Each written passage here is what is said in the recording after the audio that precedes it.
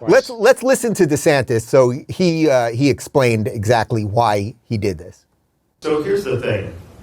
These sanctuary jurisdictions are part of the reason we have this problem, because they have endorsed and agitated for these types of open border policies. They have bragged that they are sanctuary jurisdictions. They attack the previous administration's efforts to try to have border security.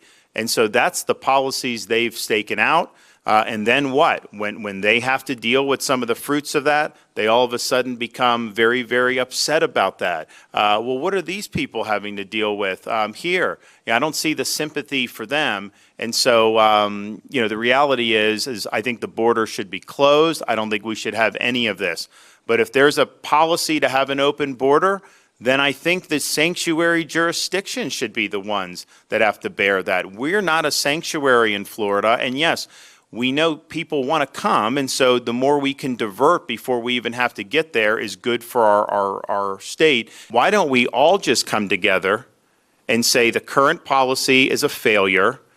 Any country worth its salt would have control over its own borders.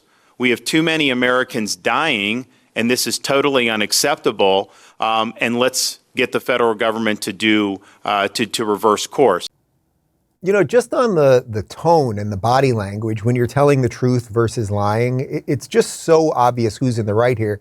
But to his last point, shouldn't Gavin Newsom, even if Gavin Newsom believes that Cali should be a sanctuary state and San Francisco, we should just welcome more illegals to enjoy the free fentanyl and everything, shouldn't his frustration be with Biden first? If you're really upset by illegal immigrants, shouldn't it be that he's upset with Biden and not Ron DeSantis, Ashley?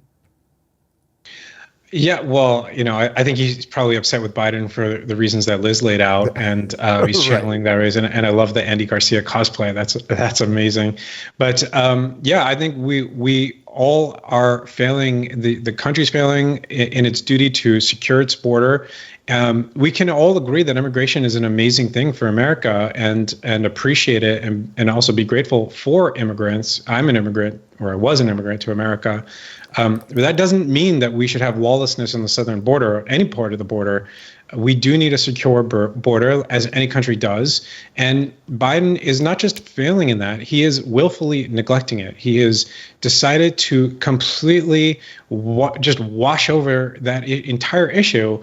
And what that's doing is creating chaos, creating crisis, and creating an opportunity for people like Newsom to get a message out like that one. So I think in that regard, he's probably grateful to Biden, because it gives him a little bit of a platform, a bit of a plank to run on, and a bit of a moment to become righteous and sanctimonious about it. But I think, the buck ought to stop at Biden, but nobody's holding him accountable.